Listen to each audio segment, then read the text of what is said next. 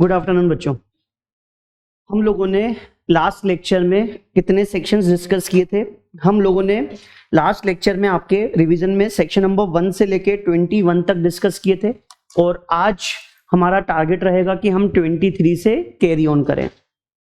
Section number 1 हमारा कौन सा था मेरे बच्चे? टाइटल। सेक्शन नंबर 2 में आती है डेफिनेशन, 220 में कंपनी की डेफिनेशन, 221 में कंपनी लिमिटेड बाय शेयर्स, 22 में लिमिटेड बाय गारंटी, नहीं 21 में लिमिटेड बाय गारंटी और 22 में लिमिटेड बाय शेयर्स, 42 में फॉरेन कंपनी और 45 में गवर्नमेंट कंपनी में 51%। ठीक है, फिर उसके बाद 46 में होल्डिंग, 62 में कौन था मेरे बच्चे? ओपीसी। 68 में कौन था मेरे बच्चे? प्राइवेट कंपनी, जिसके एओए में कितने पॉइंट होते हैं? 3। 71 में पब्लिक कंपनी में हमने डीम्ड पब्लिक भी पढ़ी थी, डीम्ड पब्लिक भी इसके अंदर शामिल होती है। और 85 में हमने कौन सी पढ़ी थी? छोटी कंपनी कौन सी होती है? अरे वो तो होती है स्मॉल, लेकिन ऐसी प्राइवेट कंपनी जिसकी पेड अप कैपिटल 4 और टर्नओवर 40, दोनों में एंड की। और कौन कौन सी कंपनी को स्मॉल कंपनी नहीं बोलते मेरे बच्चे? एक तो होल्डिंग सब्सिडरी, सेक्शन 8 और स्टेचुरी कंपनी। फिर उसके बाद हम लोगों ने 87 में पढ़ा सब्सिडरी कंपनी में हम लोगों ने क्या डिस्कस किया कि जिसके 51% या उससे ज्यादा किसने ले रखे हो? होल्डिंग कंपनी ने वोटिंग पावर, या उसके बोर्ड ऑफ डायरेक्टर के कंपोजिशन पे किसका कंट्रोल होना चाहिए? होल्डिंग कंपनी का। फिर हम लोगों ने नेक्स्ट 92 में अनलिमिटेड कंपनी पढ़ा। फिर उसके बाद सेक्शन नंबर 3, कंपनी 3 तरह की बना सकते हैं। 3A में देखा था कि नंबर ऑफ मेंबर कम हो जाते हैं तो 6 महीने में इंक्रीज कर दो, कर दिए तो अच्छी बात, नहीं किए तो उनके बाद 6 महीने के बाद उनकी लायबिलिटी क्या हो जाएगी? अनलिमिटेड। सेक्शन नंबर 4 में एमओए में 6 क्लोज, ओपीसी में 7, एओए। ठीक है, और उसके बाद सेक्शन नंबर 6 एमओए एओए कैसे बनाएंगे? As per companies act. फिर उसके बाद 7 में इनकॉर्पोरेशन, स्पाइस प्लस, 8 में सेक्शन 8 कंपनी और 9 में क्या था? Conclusive evidence. 10 में क्या था? Effect of registration. 10A अगर company having a share capital है तो उसको क्या लेना पड़ता है? CCB, certificate of commencement of business. 12 में रजिस्टर्ड ऑफिस। 13 में क्या था? एमओए में ऑल्ट्रेशन, एसआर पास करना पड़ेगा। और 14 में क्या था? एओए में ऑल्ट्रेशन। 15 में क्या था? जितनी भी आपके पास कॉपियां पड़ी है उनको क्या कर दो? अपडेट कर दो। और हमने 19 पढ़ा था सब्सिडरी कभी होल्डिंग के शेयर्स, लेकिन 3 सिचुएशन में होल्ड कर सकती है। टीबीएल पढ़ा था अपन ने एज अ ट्रस्टी, बी मतलब बिफोर दी सब्सिडरी और एल मतलब एज अ लीगल रिप्रेजेंटेटिव। और साइन कौन करता है कंपनी के डॉक्यूमेंट्स पे? केएमबी। चलो अब हम पढ़ते हैं प्रोस्पेक्टस के बारे में। सुनना, हम लोगों ने पहला स्लॉट पढ़ा जिसके अंदर सेक्शन नंबर 1 और 2, पहला चैप्टर कंपनी लॉ का। फिर दूसरा चैप्टर हम लोगों ने कंपनी लॉ का पढ़ा जिसके अंदर चैप्टर सेक्शन नंबर 3 से लेके कहां तक आते हैं? अब चैप्टर नंबर 3 पढ़ रहे हैं कंपनी लॉ का। चैप्टर नंबर 3 2 पार्ट में डिस्ट्रीब्यूट है, part A, part B. Chapter number 3 again repeating किए, हम कंपनी लॉ का चैप्टर पढ़ रहे हैं, आपकी बुक का चैप्टर नहीं डिस्कस कर रहे। तो चैप्टर नंबर 3 2 पार्ट में डिस्ट्रीब्यूट है, पार्ट ए और part B. Part A is about public offer and part B is about private placement। Public offer के जो सेक्शन हैं वो कहां से चालू होते हैं? पब्लिक ऑफर के सेक्शन 23 से लेके 41 तक, और 42 वाला सेक्शन प्राइवेट प्लेसमेंट का है। इन शॉर्ट इस चैप्टर में हम लोग 23 से क्या पढ़ने वाले हैं? 42। सबसे पहले 23, एक पब्लिक कंपनी किस तरीके से शेयर्स इशू कर सकती है? सेक्शन नंबर 23, पब्लिक कंपनी कैसे शेयर्स इशू कर सकती है? पब्लिक ऑफर ला सकती है। पब्लिक ऑफर का मतलब होता है पब्लिक में शेयर्स इशू करना, आईपीओ एंड एफपीओ।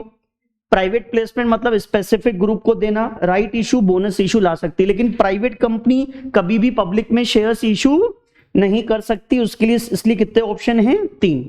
अब सवाल पैदा होता है प्रोस्पेक्टस का मतलब क्या होता है? प्रोस्पेक्टस का मतलब क्या होता है? ऐसा डॉक्यूमेंट जो प्रोस्पेक्टस है। वाव, मतलब प्रोस्पेक्टस मतलब ऐसा डॉक्यूमेंट जो किसके रूप में इशू होता है?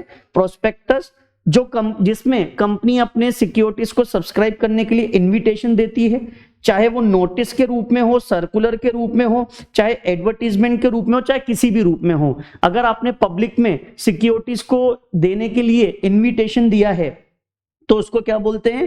प्रोस्पेक्टस। और प्रोस्पेक्टस की परिभाषा में रेड हियरिंग और शेल्फ प्रोस्पेक्टस दोनों क्या होते हैं? शामिल। ठीक है, अब हमारे एग्जाम में एक क्वेश्चन आ जाएगा, गौर करना, प्रोस्पेक्टस कब बोलेंगे? जब हमने शेयर्स किसको दिए हैं? पब्लिक को। अगर एक कंपनी ने अपने शेयर्स प्राइवेट प्लेसमेंट के बेसिस पे दिए हो, किसके बेसिस पे दिए हो? प्राइवेट प्लेसमेंट के बेसिस पे अपने शेयर्स दिए हो, या स्पेसिफिक ग्रुप को शेयर्स दिए हो, तो उस इन्विटेशन को कभी भी प्रोस्पेक्टस बोला नहीं दिया जाएगा। बोलो आया क्या? ठीक है, तो प्रोस्पेक्टस कब बोलेंगे? जब आपने, ठीक है, पब्लिक में दिया हो। अगर एग्जाम में आ जाए, अगर आपने जो शेयर्स इशू किए हैं किथ एंड किन के बेसिस पे इशू किए हैं, किथ एंड किन बेसिस। अब ये किथ एंड किन बेसिस क्या है? प्राइवेट प्लेसमेंट, यानी कि हमारे फैमिली मेंबर्स को दिए हैं या सेलेक्टेड ग्रुप ऑफ पर्संस को दिए हैं, तो हमने पब्लिक में नहीं दिए, इसको दिए सेलेक्टेड ग्रुप ऑफ पर्सन को, तो वहां पे प्रोस्पेक्टस बोला नहीं जाएगा। यहां पे क्या बोलेंगे? ये प्राइवेट प्लेसमेंट है, ये पब्लिक ऑफर, तो पब्लिक ऑफर होगा तो ही क्या इशू किया जाएगा? प्रोस्पेक्टस। तो प्रोस्पेक्टस में कंटेंट्स क्या होते हैं? Section number 26। क्या प्रोस्पेक्टस में डेट लिखी हुई होती है? और डेट कौन सी लिखते हैं? जब हमने पब्लिश किया। ध्यान रखना, प्रोस्पेक्टस में डेट कौन सी लिखते हैं? जिस दिन हमने पब्लिश किया है। और इसके ऊपर साइन किसकी होती है? डायरेक्टर की, या प्रपोज डायरेक्टर, जो फ्यूचर में डायरेक्टर। सर फ्यूचर में डायरेक्टर, बेटा पब्लिक कंपनी फ्यूचर में आईपीओ ला सकती है, लेकिन प्रोस्पेक्टस पहले ही बन जाता है जब हम इनकॉर्पोरेशन करते हैं, तो उस समय हमको किससे साइन करवानी पड़ती है? प्रपोज डायरेक्टर, जो फ्यूचर में डायरेक्टर बनेगा। फाइनेंशियल इंफॉर्मेशन होनी चाहिए, यानी कि फाइनेंशियल इंफॉर्मेशन जैसे कि audit report, balance sheet, P&L, और डिक्लेरेशन दिया जाएगा। क्या दिया जाएगा मेरे बच्चे?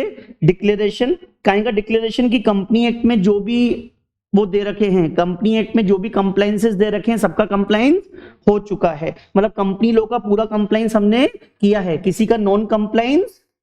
तो सुनना, प्रोस्पेक्टस में क्या क्या देते हैं? प्रोस्पेक्टस में फाइनेंशियल इंफॉर्मेशन, फाइनेंशियल रिपोर्ट, और एक एक्सपर्ट की भी क्या लगानी पड़ती है मेरे बच्चे? रिपोर्ट। एक्सपर्ट कौन होता है? CA, CS, ये एक्सपर्ट होते हैं, तो इनकी भी एक रिपोर्ट लगवानी पड़ती है। और ये क्या लिख के देंगे? कि हम कंपनी के फॉर्मेशन में इन्वॉल्व नहीं है, हम अपनी कंसेंट विड्रॉ नहीं करेंगे, हम अपनी राइटिंग में कंसेंट देते हैं कि प्रोस्पेक्टस बहुत बढ़िया बना हुआ है, प्रोस्पेक्टस लॉ की रिक्वायरमेंट को फुलफिल कर रहा है।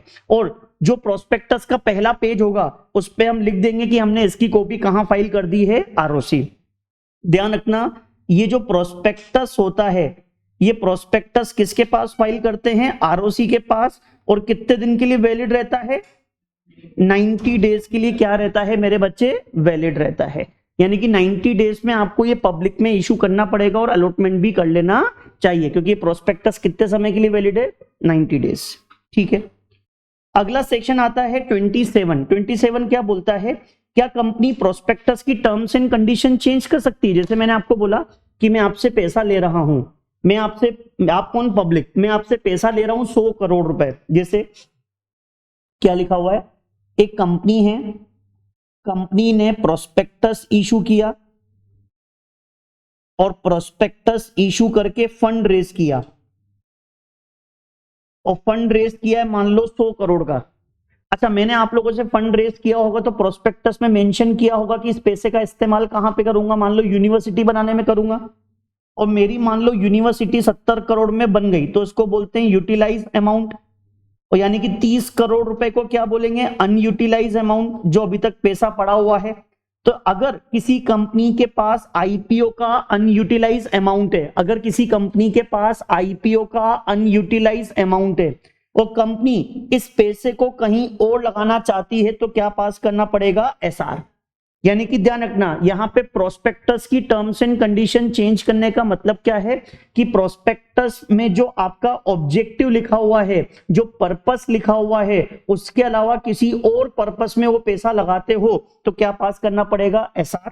साथ ही साथ न्यूज़पेपर में भी क्या करना पड़ेगा मेरे बच्चे? पब्लिश, जिसमें आपको जस्टिफिकेशन देना पड़ेगा कि आप ये जो एक्सेस पैसा बचा हुआ है ये रिफंड ना करके आप किसी और पर्पस में क्यों लगा रहे हो। देखो सीधी सी बात, मैंने आपसे 100 करोड़ लिया, 70 करोड़ में यूनिवर्सिटी बन गई, 30 करोड़ बचे तो कंपनी वापस ना करके उस पैसे को कहां लगा रही है, किसी और पर्पस में लगा रही है जो प्रोस्पेक्टस में लिखा हुआ नहीं है।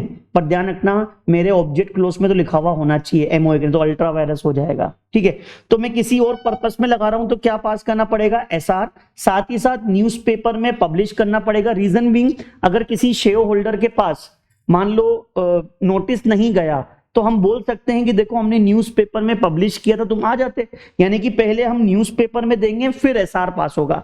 तो पहले न्यूज़पेपर में पब्लिश करेंगे, एसआर पास होगा। और जो डिसेंटिंग शेयर होल्डर है, डिसेंटिंग का मतलब होता है जिन्होंने अगेंस्ट में वोट दिया था। अब एसआर का मतलब अप्रोक्स 75% कंसेंट। मान लो 80% कंसेंट मिल गई, 20% ने ना बोला तो उनको बोलते डिसेंटिंग शेयर होल्डर। तो उनको क्या दी जाएगी, एग्जिट अपॉर्चुनिटी। क्या दी जाएगी मेरे बच्चे? अच्छा, ऐसा नहीं कि उनके घर पे जाएंगे, भाई तू डिसेंटिंग है तू एग्जिट ऑप्शन ले ले ना। उन डिसेंटिंग में से जो चल के आएगा कंपनी के पास सिर्फ उनको ही एग्जिट अपॉर्चुनिटी दी जाएगी। ऐसे घर घर जाके कंपनी एग्जिट ऑप्शन नहीं देगी। सर एग्जिट ऑप्शन मतलब उनको बोलेंगे शेयर्स ले आओ और आपके पैसे ले जाओ। अच्छा सर कंपनी लेगी तो इसको बायबैक बोलेंगे? नहीं, यहां पे कौन लेगा मेरे बच्चे, प्रमोटर। कंपनी के बिहाफ पे ये शेयर्स यानी कि एग्जिट ऑप्शन कंपनी के बिहाफ पे कौन देगा, प्रमोटर। और इसकी जो प्राइस निकलेगी as per SEBI ICDR regulation 2018। यानी कि इसमें प्रमोटर जो एग्जिट ऑप्शन देगा उसकी प्राइस कैसे निकाली जाएगी, एज पर सेबी आईसीडीआर 2018। ठीक है, ये हो गया हमारा काम।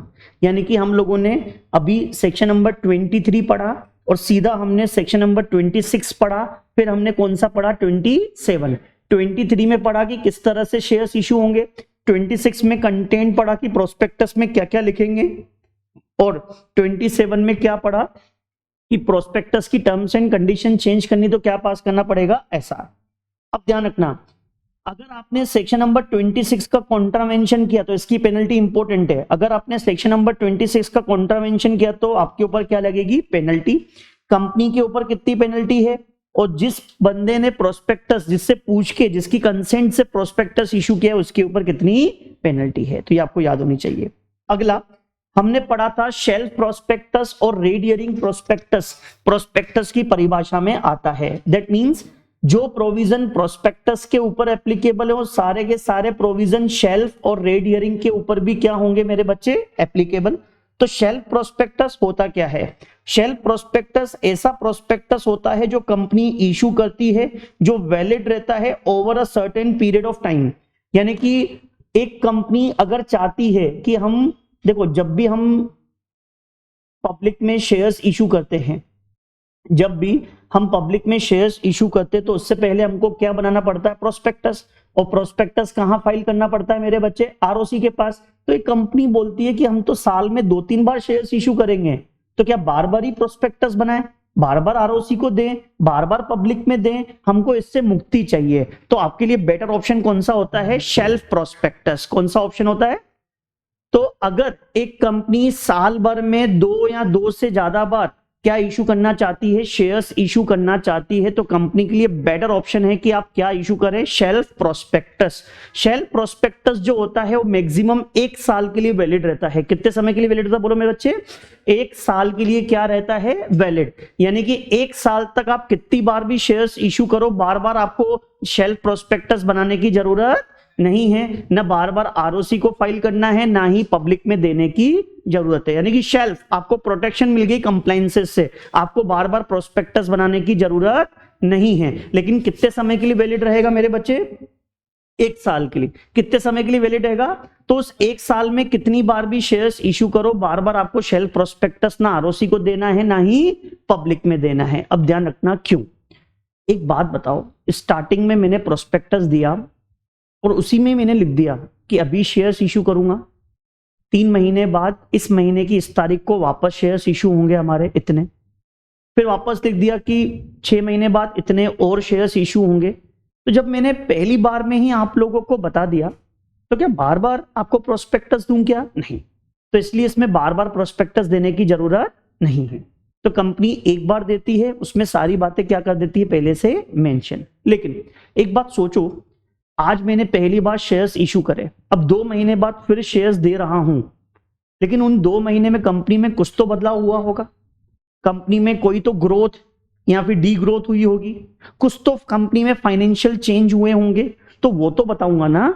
तो 2 महीने में कंपनी में क्या चेंजेस हुए, अभी शेयर कितने रुपए का दूंगा, कितने शेयर्स इशू कर रहा हूं, आप कितने रेशो में अप्लाई कर सकते हैं, इन सब की पूरी डिटेल एक कागज पे लिख के दूंगा। यानी कि दूसरी तीसरी बार जब भी मैं शेयर्स इशू करूंगा साल के बीच में, तो आपको एक कागज पे ये छोटी मोटी टर्म्स एंड कंडीशन लिख के दूंगा, जिसको बोलते हैं इंफॉर्मेशन मेमोरेंडम। क्या बोला जाता है मेरे बच्चे? और इंफॉर्मेशन मेमोरेंडम कौन से फॉर्म में बनता है? PAS2 में। कौन से फॉर्म में बनता है? PAS2। ये तो तुम लोगों के पास दिया जाएगा सब्सिक्वेंट टाइम इशू करने से पहले। चाहे शेल्फ प्रोस्पेक्टस एक ही बार बनेगा, लेकिन जब दूसरी तीसरी बार शेयर्स इशू करूंगा बिना प्रोस्पेक्टस के, तो आपको इंफॉर्मेशन मेमोरेंडम तो मैं दूंगा ही सही। ठीक है। दूसरा होता है रेड हियरिंग प्रोस्पेक्टस। अब ये क्या होता है सुनना, जैसे एक होता है प्रोस्पेक्टस, तो एक होता है रेड हियरिंग प्रोस्पेक्टस। प्रोस्पेक्टस और रेड हियरिंग प्रोस्पेक्टस। प्रोस्पेक्टस में नंबर ऑफ शेयर इशूड ये लिखे हुए होते हैं, हालांकि कंपनी के बारे में पूरी हिस्ट्री, कंपनी के बारे में अचीवमेंट्स सब लिखा हुआ होता है। Number of shares, issue price, issue size.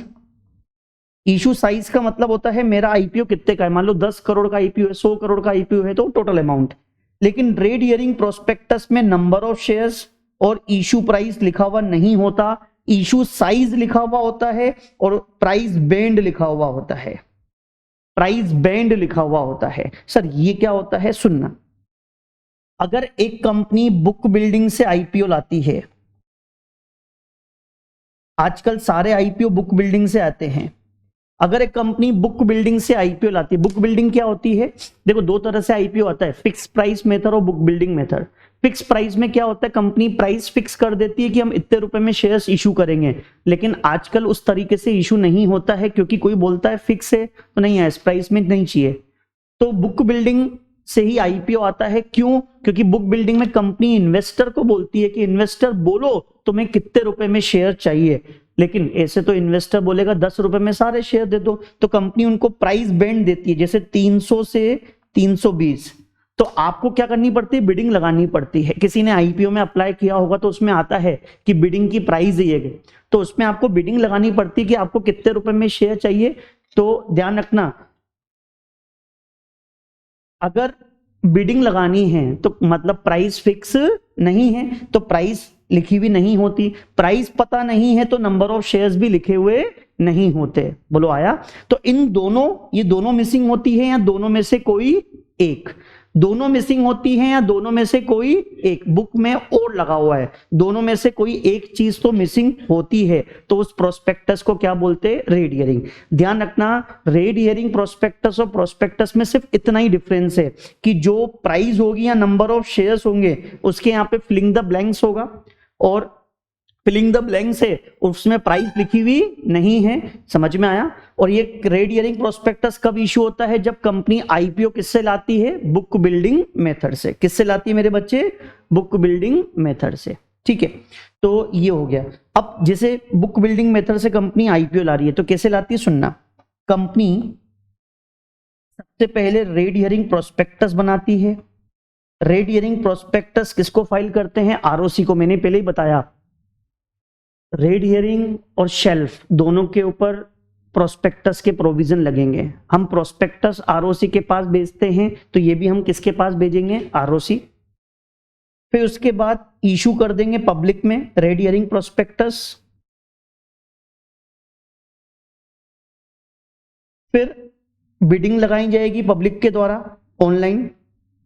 Bidding के बाद कट ऑफ निकलेगी। कट ऑफ मतलब कितने रुपए में शेयर इशू करना है, और कट ऑफ निकलने के बाद कंपनी वो कट ऑफ वाली प्राइस अपने रेड हियरिंग प्रोस्पेक्टस में लिख देगी। अब मुझे बताओ, प्रोस्पेक्टस और रेड हियरिंग प्रोस्पेक्टस में क्या डिफरेंस था?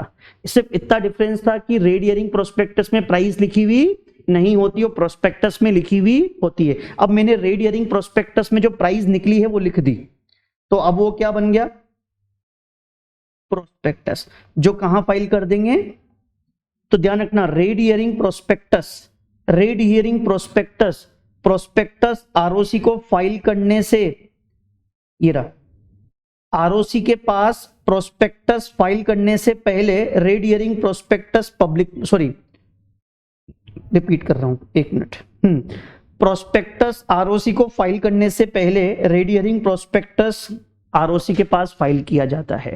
तो ध्यान रखना, ऐसी ही लैंग्वेज यूज करनी है, red herring prospectus issue before file to prospectus file to ROC, ऐसी लैंग्वेज लॉ के अंदर लिखी हुई है। समझ में आया कि ऐसा क्यों बोलते हैं। और एक होता है एब्रीज प्रोस्पेक्टस। अब ये एब्रीज प्रोस्पेक्टस क्या होता है, समरी। कंपनी का प्रोस्पेक्टस एक डिटेल वर्जन है, तो कंपनी अपने प्रोस्पेक्टस का एक समरी वर्जन भी बनाती है, जिसको क्या बोलते हैं, एब्रीज। अब एब्रीज प्रोस्पेक्टस क्या होता है, समरी में बनता है। अब कंपनी को बोल दिया समरी बनाओ, तो कंपनी तो जानबूझ के क्या करेगी, अपने नेगेटिव पॉइंट उसमें से हटा देगी। तो ध्यान रखना, सेबी ने बोल दिया कि तुम अपने हिसाब से नहीं बनाओगे एब्रीज। क्यों, तुमने अगर कंपनी लॉस में है तो तुमने लॉस नहीं लिखा, कंपनी के जितने भी नेगेटिव पॉइंट है तुमने लिखा ही नहीं, तुमने तो समरी बना दी, समरी बनानी थी तो तुमने अच्छे अच्छे पॉइंट लिख के दे दिए। सेबी ने बोला नहीं, तुम अपने हिसाब से नहीं बनाओगे। तो एब्रीज प्रोस्पेक्टस के लिए जो मेमोरेंडम है, मेमोरेंडम मतलब ड्राफ्ट, ड्राफ्ट मतलब कंटेंट, वो कंटेंट आपको कौन बताएगा मेरे बच्चे, सेबी। तो यानी कि एब्रीज प्रोस्पेक्टस का मतलब होता है सेबी ने, एब्रीज प्रोस्पेक्टस का मतलब होता है सेबी ने, सेबी ने जो कंटेंट बता के रखे हैं एब्रीज प्रोस्पेक्टस के लिए, अगर वो चीजों से मिलके आपने प्रोस्पेक्टस बनाया है तो उस प्रोस्पेक्टस को क्या बोलेंगे, एब्रीज प्रोस्पेक्टस। ठीक है। और ध्यान रखना, एब्रीज प्रोस्पेक्टस के साथ आपको अटैच करना पड़ेगा, क्या अटैच करना पड़ेगा, एप्लीकेशन फॉर्म।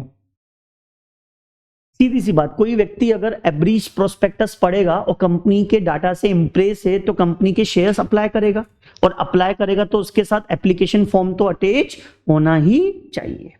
चलो, तो हम लोगों ने कौन कौन से सेक्शन पढ़ लिए, आओ डिस्कस करते हैं। हम लोगों ने कंप्लीट करे हैं कौन कौन से सेक्शन मेरे बच्चे,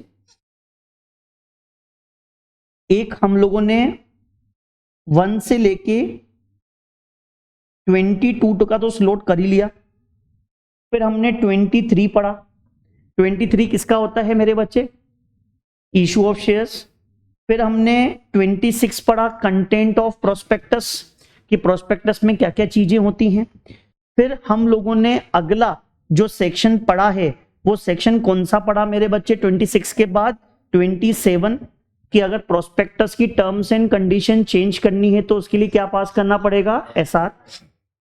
27 में ये पढ़ने के बाद हम लोगों ने अगला सेक्शन पढ़ा 31 और 32, रेड हियरिंग प्रोस्पेक्टस और शेल्फ प्रोस्पेक्टस। और 33 हमने पढ़ा एब्रीज प्रोस्पेक्टस। एब्रीज प्रोस्पेक्टस समरी में बनता है, जिसके साथ हमको एप्लीकेशन फॉर्म क्या करना पड़ेगा, अटैच। तो हमने ये 6 सेक्शंस क्या कर लिए हैं, डिस्कस। 23 में किस तरह से इशू करेंगे शेयर्स, पब्लिक कंपनी कैसे इशू करेगी, प्राइवेट कंपनी कैसे करेगी। 26 में कंटेंट पढ़े, फाइनेंशियल इंफॉर्मेशन, फाइनेंशियल रिपोर्ट। 27 में हमने क्या पढ़ा कि प्रोस्पेक्टस की टर्म्स एंड कंडीशन चेंज करना है तो एसआर, और डिसेंटिंग को एग्जिट ऑप्शन प्रमोटर देगा, और प्राइसिंग सेबी के रेगुलेशन के अकॉर्डिंग निकलेगी। 31, 32 में हमने रेड हियरिंग और शेल्फ प्रोस्पेक्टस देखा। 33 में हमने क्या पढ़ा, एब्रीज प्रोस्पेक्टस, जिसके साथ क्या अटैच करना पड़ेगा, एप्लीकेशन फॉर्म। क्या अटैच करना पड़ेगा, एप्लीकेशन फॉर्म। लेकिन इसका भी एक्सेप्शन है बेटा, एप्लीकेशन फॉर्म अटैच करने की जरूरत नहीं है अगर आप शेयर्स इशू कर रहे हो अंडरराइटर के थ्रू। अगर आप अंडरराइटर के थ्रू शेयर्स दे रहे हो तो अंडरराइटर तो अपना एप्लीकेशन फॉर्म देगा ना, आपका एप्लीकेशन फॉर्म क्यों अटैच करेगा। या फिर अगर आप अपने शेयर्स पब्लिक में ही नहीं दे रहे हो, तो पब्लिक में नहीं दे हो तो प्रोस्पेक्टस नहीं है, प्रोस्पेक्टस नहीं है तो एप्लीकेशन फॉर्म अटैच करने की जरूरत भी नहीं है। तो ये एक्सेप्शन याद करना, ठीक है। ये हो गया हमारा कौन सा सेक्शन हो गया, 33। अब आता है अगला सेक्शन आईएमपी वाला 39। अब 39 सेक्शन क्या है मेरे बच्चे, ध्यान से देखना, अलॉटमेंट ऑफ सिक्योरिटीज। अलॉटमेंट का मतलब क्या होता है? कंफर्मेशन बाय द कंपनी कि हमको तुम्हारे पैसे मिल गए हैं, हम तुम्हें इसके बदले में इतने शेयर्स इशू करेंगे। अलॉटमेंट की डेफिनेशन कंपनी लॉ में नहीं है, तो अलॉटमेंट की डेफिनेशन कहां बताई गई? कलकत्ता स्टॉक एक्सचेंज के केस में। कलकत्ता स्टॉक एक्सचेंज के केस में बताया गया अलॉटमेंट का मतलब क्या होता है? Appropriation out of previously unappropriate share capital, यानी कि एप्रोप्रिएट मतलब बांटना, कंपनी के शेयर्स बांटना जो पहले कभी भी नहीं बांटे गए, दैट मींस फ्रेश इशू। अगर आप फ्रेश इशू ऑफ शेयर्स करते हो, अगर आप पहली बार शेयर्स इशू करते हो, पहली बार इन द सेंस कि वो शेयर्स पहले कभी इशू नहीं हुए, आप री इशू नहीं कर रहे हो, आप क्या कर रहे हो? इशू। चाहे आप किसी को भी करो, आम जनता को करो, एग्जिस्टिंग शेयर होल्डर को करो, फ्री में करो, पैसों में करो, उसको क्या बोलेंगे? अलॉटमेंट। क्या बोला जाएगा मेरे बच्चे? तो अलॉटमेंट का मतलब क्या होता है मेरे बच्चे? अलॉटमेंट का मतलब होता है appropriate out of previously unappropriate share capital, यानी कि फ्रेश इशू लाना। तो ये अलॉटमेंट कब कर सकते हैं? जब कंपनी को मिनिमम सब्सक्रिप्शन मिल गया हो। कंपनी को यदि मिनिमम सब्सक्रिप्शन मिल गया है, मिनिमम सब्सक्रिप्शन कितना होता है? Which is stated minimum amount stated in prospectus. Prospectus में जो मिनिमम अमाउंट लिखा हुआ है, यदि वो कंपनी को रिसीव हो गया है, मिनिमम अमाउंट जो प्रोस्पेक्टस में लिखा हुआ है, यदि वो कंपनी को क्या हो गया है? रिसीव हो गया है, तो ही कंपनी अलॉटमेंट करेगी, अदरवाइज। तो यहां पे 90% नहीं लिखा हुआ कंपनी लॉ में। कंपनी लॉ में क्या लिखा हुआ है? मिनिमम सब्सक्रिप्शन का मतलब होता है minimum amount stated in the prospectus. SEBI ने बता के रखा है 90% कि मिनिमम सब्सक्रिप्शन कितना? 90%। और सेबी ने, कंपनी लॉ ने बोला minimum amount stated in the prospectus, तो ये कंपनी को मिल जाना चाहिए। और दूसरी कंडीशन, कंपनी को एप्लीकेशन के साथ कम से कम 5% अमाउंट मिल जाना चाहिए। अब जैसे 10 रुपए का शेयर है, company application allotment first call second call से पैसे मांगती है, तो एप्लीकेशन के साथ कितने रुपए मिल जाने चाहिए? 5%। 10 रुपए का शेयर है तो 50 पैसे मिनिमम किसके साथ मिल जाने चाहिए? और सच हायर अमाउंट जो सेबी ने बताया, हाँ सेबी ने बताया 25%, तो सर प्रिवेल क्या करेगा? 25 की 5, 25 आगे लिखा हुआ है ना, सेबी ने जो बता रखा है, तो सेबी ने बता रखा है कितना? 25। तो ध्यान रखना 10 रुपए का शेयर है तो एप्लीकेशन के साथ कितने मिलने चाहिए? 2.5 रुपए, 2.5। कंपनी लॉ में लिखा हुआ है 10% और higher amount as specified by the SEBI, और सेबी ने बता रखा है कितना? 25%। अगर मिनिमम सब्सक्रिप्शन रिसीव नहीं होता, अगर मिनिमम सब्सक्रिप्शन रिसीव नहीं होता है कितने दिन में? 30 दिन में, जब से प्रोस्पेक्टस इशू किया, ठीक है, तो सारा पैसा क्या करना पड़ेगा? रिफंड। कितने दिन में? 15 डेज में। और 15 डेज में अगर रिफंड नहीं कर पाए तो विद इंटरेस्ट करना पड़ेगा। आफ्टर 15 डेज रिफंड करना पड़ेगा, आफ्टर 15 डेज रिफंड करना पड़ेगा विद इंटरेस्ट। अगर विद इन 15 डेज में करते हो तो रिफंड करेंगे विदाउट इंटरेस्ट, और 15 दिन के बाद करोगे तो विद इंटरेस्ट। इंटरेस्ट की रेट है 15%, ठीक है, ये हो गया। और आपके ऊपर पेनल्टी भी लगा दी जाएगी। तो ये सिंपल सी चीजें हो गई। नेक्स्ट है, अगर प्रोस्पेक्टस में मिस स्टेटमेंट दिया तो आपके ऊपर सिविल लाइबिलिटी आएगी या फिर क्या आएगी? क्रिमिनल। कोर्ट विल डिसाइड कि आपके ऊपर सिविल आनी चाहिए कि क्रिमिनल आनी चाहिए। सिविल आएगी तो क्या लगेगा? सीपीसी। क्रिमिनल आएगी तो क्या बोलेंगे? सीआरपीसी। लेकिन अब सीआरपीसी की जगह कौन सा आ चुका है मेरे बच्चे? सीआरपीसी की जगह नया कोड आ चुका है हमारे देश में। कौन सा आ चुका है मेरे बच्चे? तुम लोग बोलोगे भारतीय न्याय संहिता, वो तो आईपीसी की जगह पे है। ध्यान रखना कौन सा आया है, पता होना चाहिए आप लोगों को, है ना। तो अभी तो बुकों में सीआरपीसी ही चल रहा है, लेकिन अगर आप एग्जाम में लिख के आओगे कि अब क्या आ चुका है तो बहुत खुश हो जाएगा बेटा। समझ में आया? तो मैं आपको जानबूझ के नहीं बता रहा हूं ताकि आपको सर्च करने का मौका मिले, और खुद सर्च करोगे तो कितना अच्छे से याद होता है, मुझसे अच्छा तुम लोग जानते हो, ठीक है। तो ध्यान रखना आपके ऊपर सिविल लाइबिलिटी आएगी या फिर कौन सी लाइबिलिटी आएगी मेरे बच्चे? Criminal liability. सिविल लाइबिलिटी में देखा जाता है कि सामने वाले को डैमेज होना चाहिए, सामने वाले को नुकसान हुआ है तो उस नुकसान की क्या करवाई जाएगी? भरपाई। लेकिन क्रिमिनल में कभी डैमेज नहीं देखते, क्या देखते हैं? मेंस रिया। मेंस रिया मतलब गिल्टी इंटेंशन, कि तुम्हारा इंटेंशन खराब था, सही नहीं था। बोलो आया? क्लियर है? क्लियर है? तो हमारा सेक्शन नंबर 39 भी क्या होता है? कंप्लीट। अब हम एक बार वापस से रिवाइज कर लेते हैं। सेक्शन नंबर 23 क्या बोलता है कि कंपनी दो तरह से शेयर्स इशू कर सकती है, पब्लिक ऑफर और प्राइवेट प्लेसमेंट। पब्लिक ऑफर कौन कौन सी कैसे कैसे आता है? IPO and FPO. Public company कैसे शेयर्स इशू कर सकती है? IPO, FPO, private placement, bonus और राइट। लेकिन प्राइवेट कंपनी आईपीओ, एफपीओ, ठीक है। 24 सेक्शन आपके सिलेबस में नहीं है, फिर भी आपको पता होना चाहिए। उसमें लिखा हुआ है कि जब भी हम शेयर्स इशू करेंगे, ट्रांसफर करेंगे, डिविडेंड देंगे, उसमें सेबी के प्रोविजंस क्या होंगे? प्रिवेल। 25 किसका होता है? Deemed prospectus. किसका होता है मेरे बच्चे? डीम्ड प्रोस्पेक्टस क्या होता है कि अगर एक कंपनी अपने शेयर्स किसी इशू हाउस के थ्रू, किसके थ्रू? इशू हाउस के थ्रू पब्लिक में देती है। अगर एक कंपनी अपने शेयर्स इशू हाउस के थ्रू किसको देती है? पब्लिक। इशू हाउस मतलब कंपनी ने अंडरराइटर अपॉइंट किया है, मर्चेंट बैंकर अपॉइंट किया है, जो कंपनी अपने थ्रू करवा रही है। तो कंपनी ऐसा क्यों करती है सर? सुनना, पहले कंपनी की सोच होती थी कि यार मैं पब्लिक में शेयर्स इशू करूंगा तो प्रोस्पेक्टस बनाना पड़ेगा। अब प्रोस्पेक्टस बनाना पड़ेगा तो उसमें कंप्लायंसेस भी करने पड़ेंगे, पेनल्टी भी लग सकती है फ्यूचर में अगर गलत हुआ।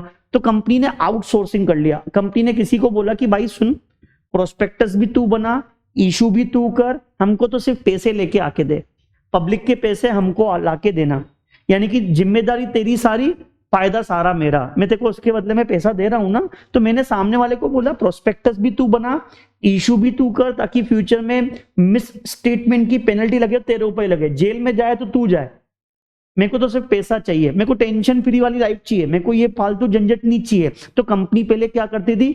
ऐसे इशू हाउस के थ्रू इशू करती थी और पेनल्टियों से बच जाती थी। बेचारा पेनल्टी लगती थी, सामने वाले के ऊपर लग जाती थी। तो यहां पे कंपनी लोगों ने बोला कि नहीं, अब से ऐसा नहीं चलेगा कि अगर कंपनी ने खुद ने इशू किया है तो भी कंपनी लायबल, अगर कंपनी ने किसी और के थ्रू इशू करवाया है तो भी क्या होगी? लायबल। तो यहां पे यही बताना चाह रहा है कि अगर एक कंपनी अपने शेयर किसके थ्रू इशू करती है? इशू हाउस के थ्रू इशू करती है। कहां पे इशू करती है मेरे बच्चे? पब्लिक में। किस में इशू करती है? पब्लिक में। तो ध्यान रखना, यहां पे इशू हाउस ने जो पब्लिक में इनविटेशन दिया होगा उसको क्या बोला जाएगा? Deemed prospectus. क्या बोला जाएगा मेरे बच्चे? डीम्ड प्रोस्पेक्टस बोला जाएगा। मतलब वो डीम्ड प्रोस्पेक्टस इसके लिए नहीं, कंपनी के लिए। इसके लिए तो इशू हाउस के लिए तो प्रोस्पेक्टस है क्योंकि उसने खुद ने इशू किया है। कंपनी के लिए प्रोस्पेक्टस माना जाएगा, यानी कि अगर इशू हाउस ने प्रोस्पेक्टस बनाने में कोई मिस स्टेटमेंट दिया है तो पेनल्टी उनके ऊपर नहीं है, पेनल्टी किसके ऊपर है? कंपनी। एक तरह से वही टोट की तरह है कि प्रिंसिपल ने एजेंट अपॉइंट किया, एजेंट जो भी काम करेगा उसके लिए कौन लायबल होगा? प्रिंसिपल। लेकिन यहाँ पे कंपनी लायबल तब होगी, डीम्ड प्रोस्पेक्टस कब बोलेंगे? जब इशू हाउस ने ये सारे शेयर्स 6 महीने में किसको दे दिए हो? पब्लिक को, तब जाके। तो ये डीम्ड प्रोस्पेक्टस हो गया। 26 हमने पढ़ लिया। क्या प्रोस्पेक्टस के अंदर क्या क्या होना चाहिए? फाइनेंशियल इंफॉर्मेशन, फाइनेंशियल रिपोर्ट, और हम किसके पास फाइल कर देंगे? आरओसी, जो कितने दिन के लिए वैलिड है? 90 डेज के लिए क्या रहेगा? वैलिड। फिर हमने 27 देखा कि कंपनी प्रोस्पेक्टस इशू करेगी और पब्लिक से फंड रेज किया है, किसी तरह का अनयूटिलाइज अमाउंट है और उस पैसे को कहां लगाना चाहते हैं? कहीं और लगाना चाहते हैं, तो क्या पास करना पड़ेगा? एसआर। और डिसेंटिंग शेयर होल्डर्स को क्या देनी पड़ेगी? Exit opportunity. फिर सेक्शन नंबर 28, सेक्शन नंबर 28 क्या बोलता है? ध्यान से देखना, ये भी अपन ने अभी रिवाइज नहीं किया। 28 क्या है? इंपॉर्टेंट है। Offer of sale by certain member. Offer of sale by certain member. Offer of sale by certain member का मतलब होता है अगर एक कंपनी पब्लिक में शेयर्स दे रही है, लेकिन वो शेयर्स फ्रेश इशू नहीं है, खुद के नहीं है, वो शेयर्स किसके हैं? एग्जिस्टिंग शेयर होल्डर के। यानी कि कंपनी का एग्जिस्टिंग शेयर होल्डर, जिसको अपन प्रमोटर भी बोल सकते हैं, प्रमोटर या एग्जिस्टिंग शेयर होल्डर अपने शेयर्स किसको देता है? कंपनी को। और कंपनी को बोलता है कि कंपनी ये शेयर्स किसको दे दे? पब्लिक में दे दे। सर ऐसा क्यों बोलता है? ध्यान रखना, कई सारे कंडीशंस होती हैं, जैसी पहली कंडीशन कि पब्लिक में कंपनी के कम से कम 25% शेयर्स होने चाहिए। ये सेबी ने बता रखा है कि मिनिमम पब्लिक शेयर होल्डिंग कितनी होनी चाहिए, 25%। तो यानी कि प्रमोटर के पास कितने हो सकते हैं, मैक्सिमम 75%। देखो, दो ही जने होते हैं इन्वेस्टर, एक पब्लिक और एक प्रमोटर। अगर पब्लिक के पास मिनिमम 25%, तो एक प्रमोटर अपने पास कितने शेयर्स रख सकता है, मैक्सिमम 75। लेकिन अगर प्रमोटर के पास 80 हो गए, 80, तो पब्लिक के पास कितने रह गए होंगे, 20। लेकिन मिनिमम कितना मेंटेन करना पड़ेगा, 25। तो आपको 25 तक इंक्रीज करना पड़ेगा, अदरवाइज आपकी कंपनी डीलिस्ट हो जाएगी और पेनल्टी भी लग जाएगी। तो यहां पे कैसे इंक्रीज करें, तो प्रमोटर अपने शेयर्स, एक्सेस वाले शेयर्स 5%, 10% जो भी कंपनी को देता है, वो कंपनी को बोलता है यही शेयर्स पब्लिक में दे दो। इसको बोलते हैं ऑफर फॉर सेल। क्या बोलते हैं, ऑफर फॉर सेल। फिर पब्लिक से पैसा आता है, फिर कंपनी वो पैसा अपने पास नहीं रखती है, वो पैसा किसको दे देती है, एग्जिस्टिंग शेयर होल्डर को, अपना खर्चा काटने के बाद। समझ में आया। तो यहां पे वो एंट्री नहीं करेंगे bank account debit to share capital, क्योंकि कंपनी के पास पैसा तो ना आया, और ना ही इससे कंपनी की बैलेंस शीट में पेड अप कैपिटल पे कोई फर्क पड़ेगा। आया, तो इसको बोलते हैं ऑफर फॉर सेल। ठीक है, इसमें कुछ कंडीशंस एप्लीकेबल नहीं है। कौन सी, एप्लीकेशन वैल्यू। जैसे एप्लीकेशन वैल्यू अपन ने क्या देखा था, 5% अमाउंट एप्लीकेशन के साथ मिलना चाहिए, बाकी allotment first call second call के साथ मिल जाना चाहिए। लेकिन ये वाली कंडीशन यहाँ पे एप्लीकेबल नहीं है। क्यों, क्योंकि यहाँ पे पूरा पैसा एक साथ आता है। अपन ऐसे नहीं एग्जिस्टिंग शेयर होल्डर को टुकड़ों में देते हैं, अभी इतना ले ले, फिर अलॉटमेंट का आएगा फिर देंगे ना, पूरा पैसा एक साथ। मिनिमम सब्सक्रिप्शन का भी प्रोविजन यहाँ पे एप्लीकेबल नहीं होगा। और प्रोस्पेक्टस में हमेशा अपन को मेंशन करना पड़ता है कि इस पैसे का इस्तेमाल कहां करोगे, ये भी बताने की जरूरत। क्यों, क्योंकि कंपनी इस पैसे का इस्तेमाल खुद कर ही नहीं रही है, तो प्रोस्पेक्टस में बताने की भी जरूरत नहीं है। ठीक है, फिर अगला सेक्शन आता है 29। 29 किसका होता है, कंपनी के सारे शेयर्स कौन से फॉर्म में होने चाहिए मेरे बच्चे, डीमेटलाइज फॉर्म में होने चाहिए। चाहे लिस्टेड कंपनी हो, चाहे पब्लिक कंपनी हो, और नया अमेंडमेंट चाहे वो प्राइवेट कंपनी हो, तीनों में से कोई सी भी कंपनी है, उनके सारे शेयर्स क्या होने चाहिए, डीमेटलाइज। कौन कौन से शेयर्स, एग्जिस्टिंग शेयर्स, न्यू जो इशू कर रहे हो वो भी, और प्रमोटर के भी शेयर्स। यानी कि प्रमोटर के सारे शेयर्स डीमेटलाइज फॉर्म में होने चाहिए। पुराने जितने भी शेयर्स डायरेक्टर, एम्प्लॉई या किसी के पास भी हैं, वो भी शेयर्स कौन से फॉर्म में कन्वर्ट करवाओ, डीमेटलाइज। और जो नए शेयर्स इशू करना चाहते हो वो भी कौन से फॉर्म में होने चाहिए, डीमेटलाइज। किस किस के लिए, लिस्टेड, पब्लिक और प्राइवेट, तीनों के लिए कंपलसरी कर दिया गया है। लेकिन प्राइवेट में स्मॉल कंपनी शामिल नहीं है, स्मॉल कंपनी अभी भी चाहे तो फिजिकल फॉर्म में रख सकती है। ठीक है, फिर सेक्शन नंबर 30, हमारा जो प्रोस्पेक्टस है वो न्यूज़पेपर में क्या करना पड़ेगा, पब्लिश। 31, 32 में क्या था मेरे बच्चे, हमारा रेड हियरिंग और शेल्फ प्रोस्पेक्टस। 33 में क्या था, एब्रीज प्रोस्पेक्टस था। फिर उसके बाद 33 हो गया, 34 से लेके 38 तक पेनल्टीज है कि अगर प्रोस्पेक्टस में मिस स्टेटमेंट हुआ तो याद है, सिविल लाइबिलिटी, क्रिमिनल लाइबिलिटी, वो सारी।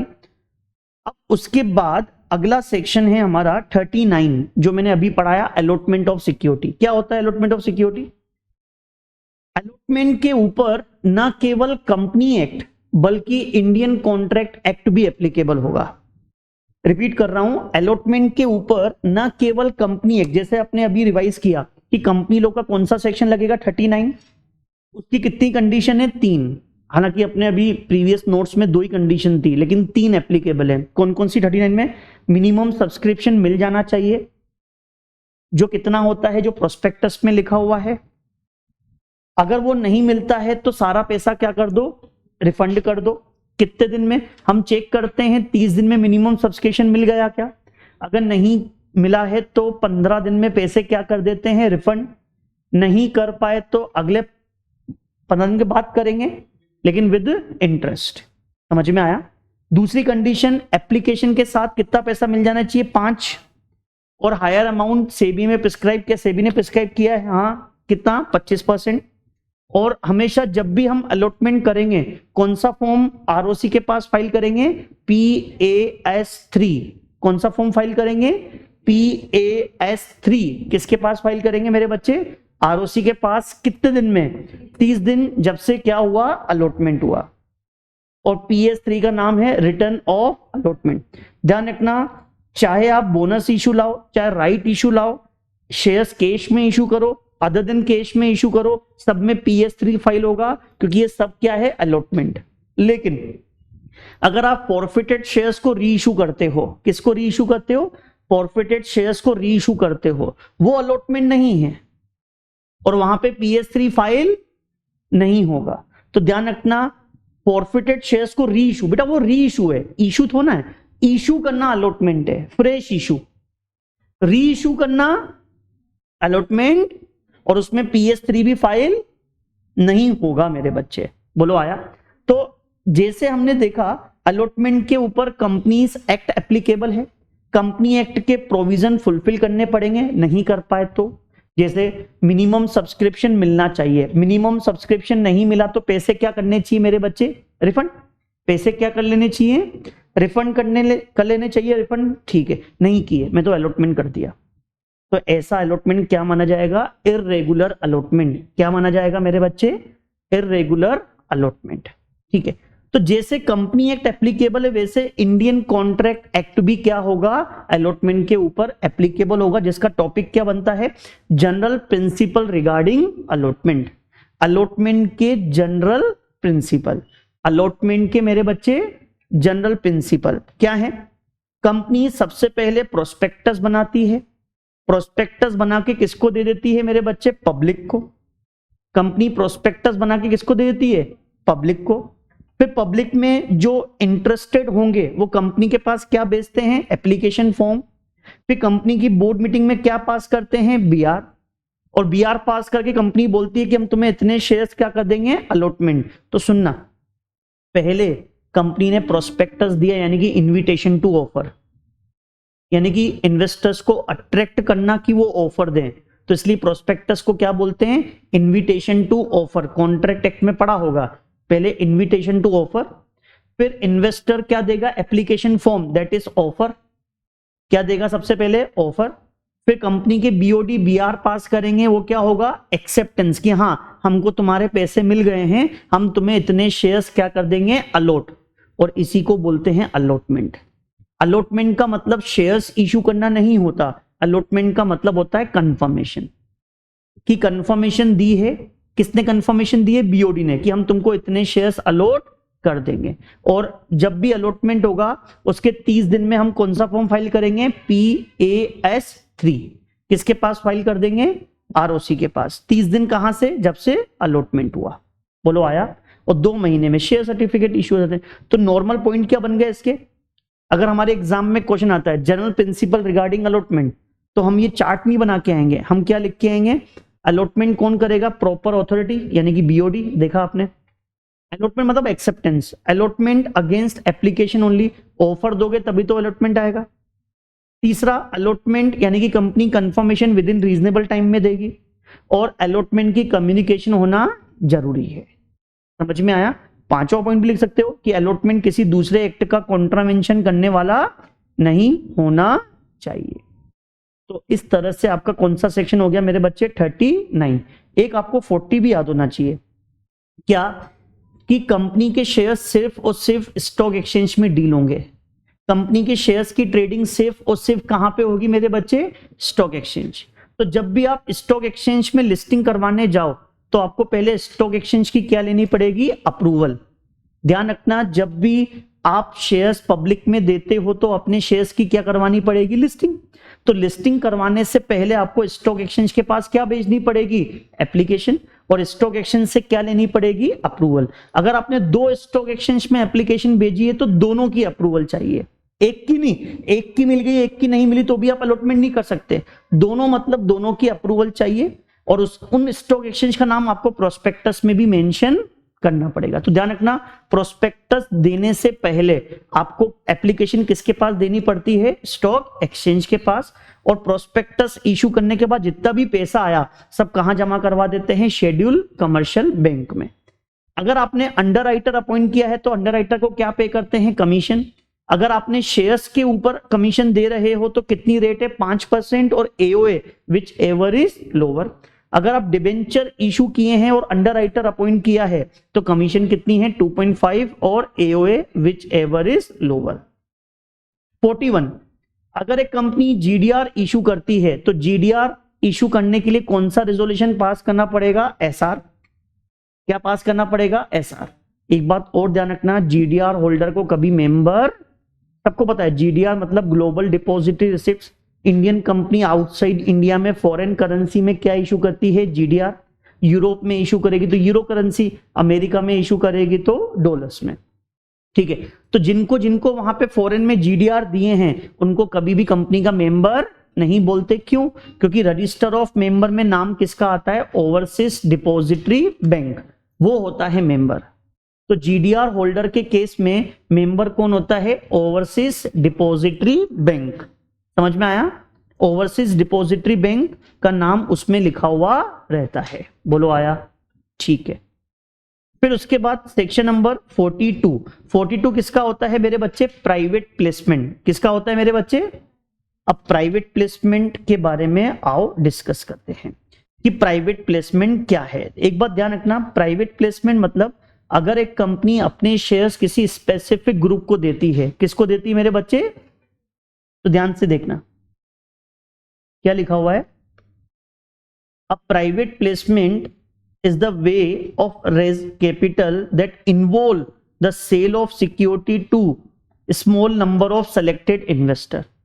यानी कि यहां पे कंपनी अपने शेयर्स किसको देती है? Selected number of person investors को, जो कितने होते हैं? एक्ट में लिखा हुआ है 50 और such higher as may be prescribed।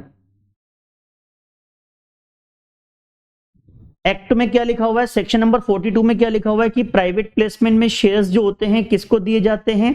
50 जनों को या ज्यादा लोग जो एस में बी प्रिस्क्राइब। मैंने आपको बताया कहीं पे भी लिखा हुआ है एस में बी प्रिस्क्राइब, तो वो कहां प्रिस्क्राइब होगा? रूल्स। और रूल्स में बताया कितना लिखा हुआ है? 200।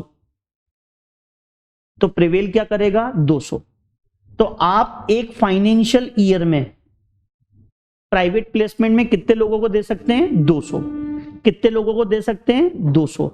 200 से ज्यादा लोगों को दे दिया तो पब्लिक इशू, और 200 तक दे दिया तो क्या बोलेंगे? Private placement. एक फाइनेंशियल ईयर में। सर अगले साल भी 200? हाँ। तो फिर उसके अगले साल भी 200? हाँ।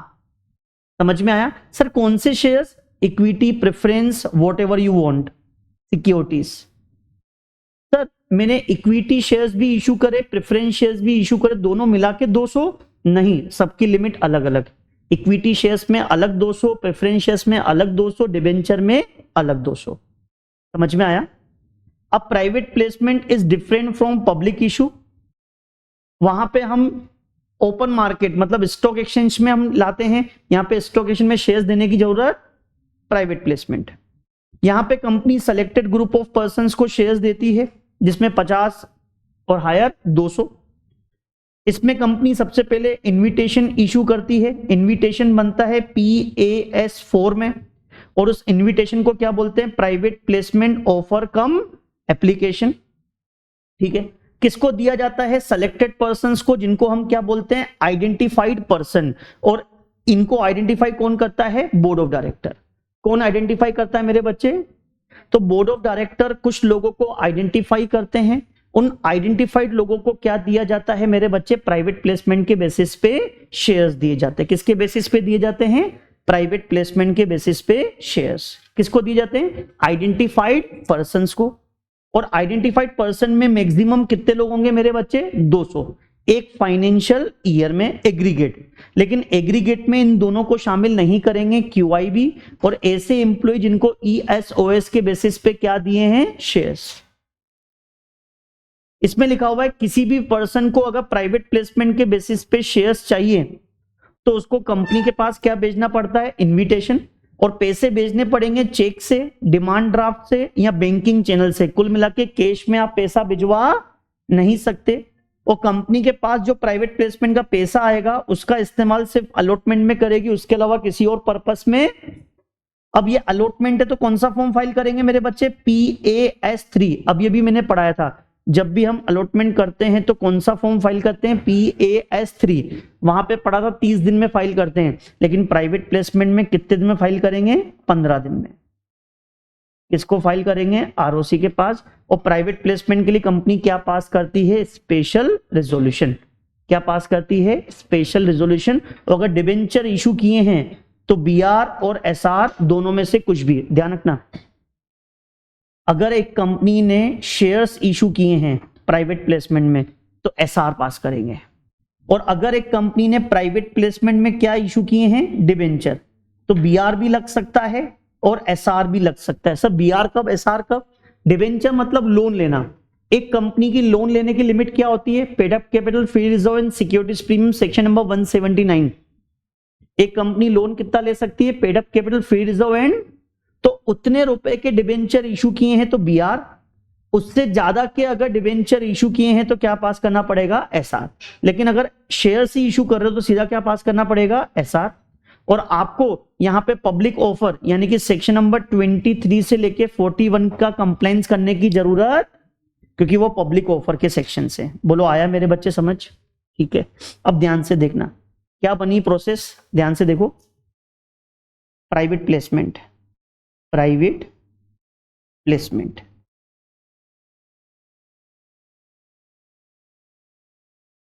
क्या प्रोसेस बनेगी? सबसे पहले कंपनी क्या पास करेगी? SR या फिर BR/SR। अगर शेयर्स इशू कर रहे हो प्राइवेट प्लेसमेंट के बेसिस पे तो SR, और डिवेंचर इशू कर रहे हो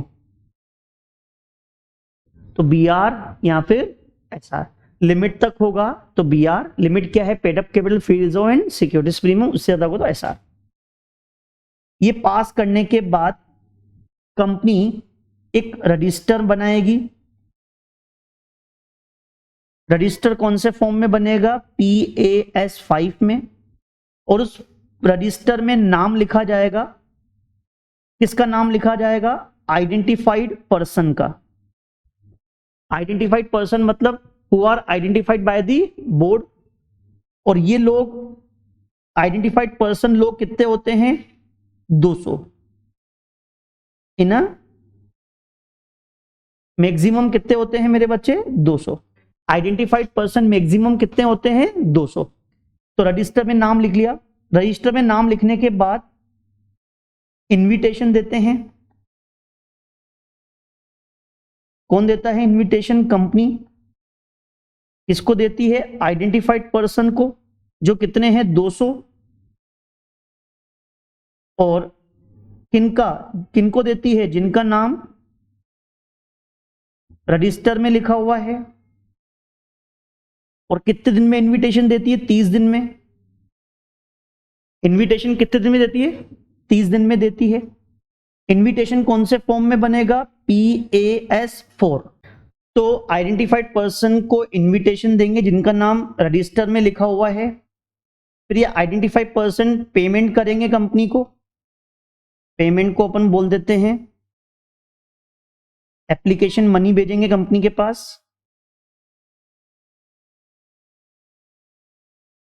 कंपनी के पास भेजेंगे।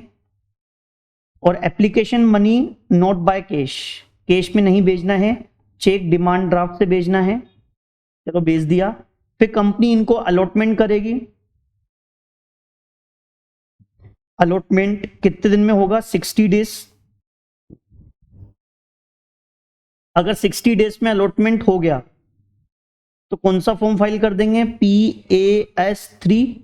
किसके पास? ROC के पास। कितने दिन में? 15 दिन में।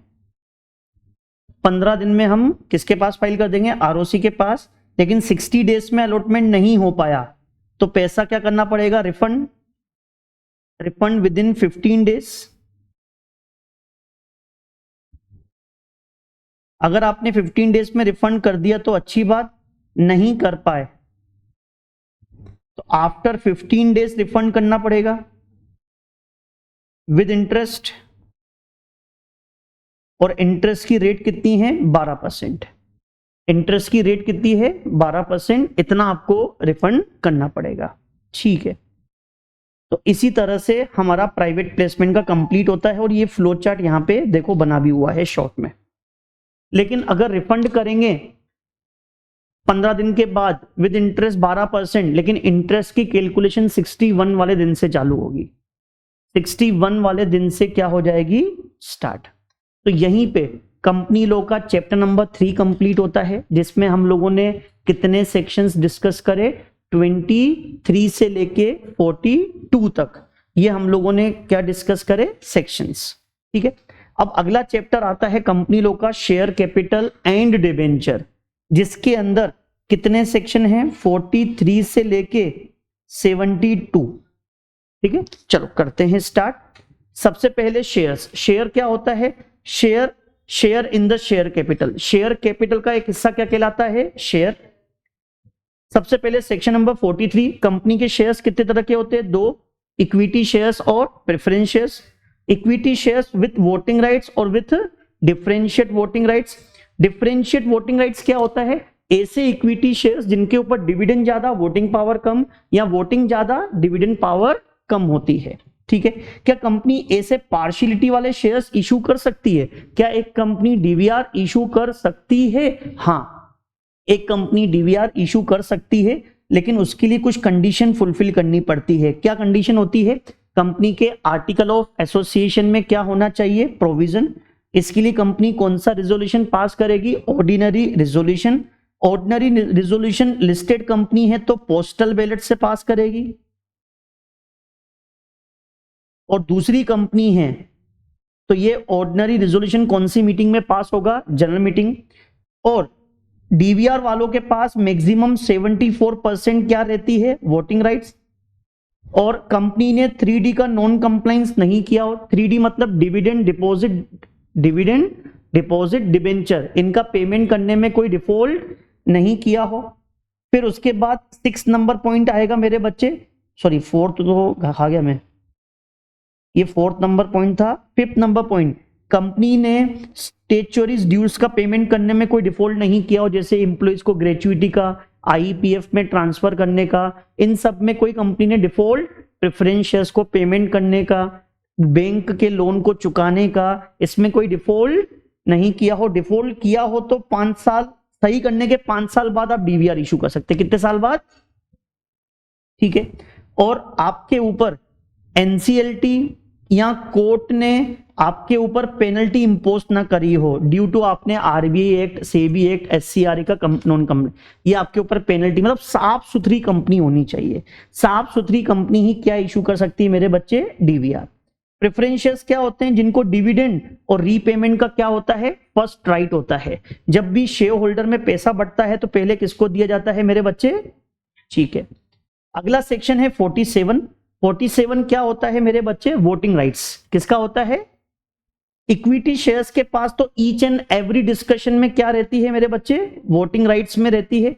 तो ध्यान रखना, इक्विटी शेयर होल्डर को हर डिस्कशन के ऊपर वोट देने का राइट है।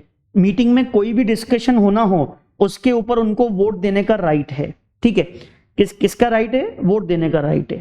समझ में आया? ठीक है, अगर शो ऑफ हैंड है तो शो ऑफ हैंड से वोट करेगा। पोल है तो वोट कैसे करेगा? जितने शेयर्स होंगे उतना परसेंटेज उसके पास क्या होती है? Voting rights. पोल में क्या होता है? जितने आपके, जैसे आपके पास 35% शेयर्स है तो आपकी वोटिंग पावर भी कितनी होगी? 35% होगी। लेकिन निधि कंपनी में इररेस्पेक्टिव तुम्हारे पास कितने शेयर हो, तुम्हारी मैक्सिमम वोटिंग पावर 5% ही रहेगी। जैसे मेरे पास 35% शेयर्स हैं, 35% वोटिंग पावर मिलनी चाहिए, नहीं। निधि कंपनी में एक व्यक्ति के पास मैक्सिमम कितने वोट होते हैं? पोल में 5, इससे ज्यादा कभी हो नहीं सकते। क्या प्रेफरेंस शेयर्स के पास भी वोटिंग पावर रहती है क्या? तो प्रेफरेंस शेयर्स के पास वोटिंग पावर कब होती है? जब उनके इंटरेस्ट को, या जब उनका इंटरेस्ट इफेक्ट होता हो। अगर उनको 2 साल से, जैसे क्यूमुलेटिव प्रेफरेंस शेयर्स है, 2 साल से अगर डिविडेंड नहीं मिला तो तीसरे साल से एवरी रिजोल्यूशन के ऊपर उनके पास क्या आ जाएगी मेरे बच्चे? इसमें तो सेलेक्टेड के ऊपर, सेलेक्टेड मतलब जिस राइट में तुम्हारा इंटरेस्ट अफेक्ट हो रहा है सिर्फ उस डिस्कशन के ऊपर वोटिंग पावर, और वाइंडिंग अप में भी उनके पास क्या आ जाएगी, वोटिंग पावर सिर्फ वाइंडिंग अप के डिस्कशन में। बोलो आया समझ? तो ये सेक्शन नंबर कौन सा हो गया मेरे बच्चे? 47। तो हमने कौन कौन सा सेक्शन पढ़ लिया? एक हमारा सेक्शन नंबर 1 से लेके 2 कौन सा चैप्टर था? चैप्टर नंबर 2 में हमने कितने सेक्शन देखे? 3 से लेके 22। चैप्टर नंबर 3 में 2 पार्ट थे, पार्ट ए और पार्ट ए में कितने सेक्शन थे मेरे बच्चे? 23 से लेके 41। और पार्ट बी में कौन सा था? 42। और चैप्टर नंबर 4 में हमने कौन से सेक्शन स्टार्ट करे? 43 से लेके 72।